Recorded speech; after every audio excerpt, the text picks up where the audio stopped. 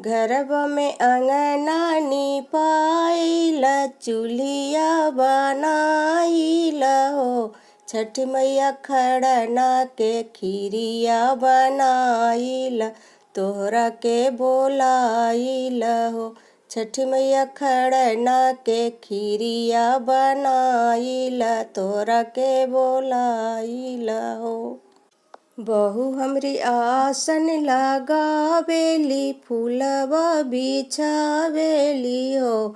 छठी मैया बेटी हमरी जलली ले ठाढ़ तो रहिया निहारेली हो।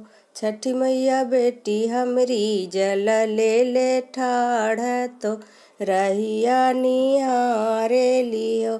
छठी मैया आइब हमरी अंगनमा धोबाइब तोहरे चरना के हो। छठी मैया आइब हमरी अंगना धोयाइब तोरा चरना न हो। छठी मैया भोगवा लगाइब बनाई के खीरिया नु हो। छठी मैया जमिहा खड़ा नमा तू हो। सिंदूरा पहरायब तोरी मंगिया मंगाइब हम आशीषवा न हो। सिंदूरा पहराइब तोहर मंगिया हम मांगम आशीषवा न हो। छठी मैया पूरन करिहा मनमा के आस देई के दर्शन मान हो। बहु गोदिया दिहा माई ललना धिया के दिहा घर बर हो। बहू के गोदिया दिहा मैया ललना धिया के घर बर हो।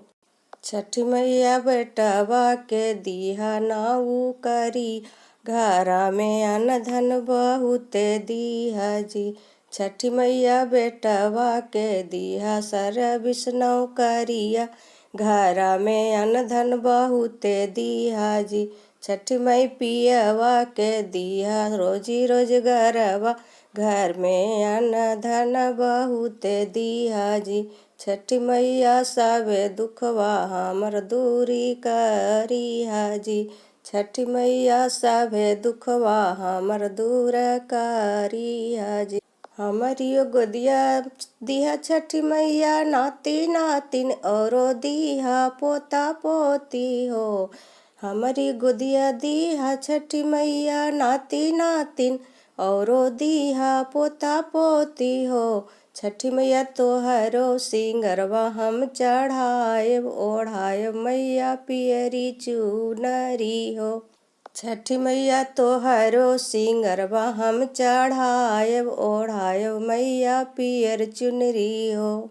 ऐसन आशीष दिहा छठिया मैया जुग जुग जिए साजन मोरा हो। छठी मैया बबुआ के दिहा लमहर उमरिया पूजब पैया सब दिन तोहर हो।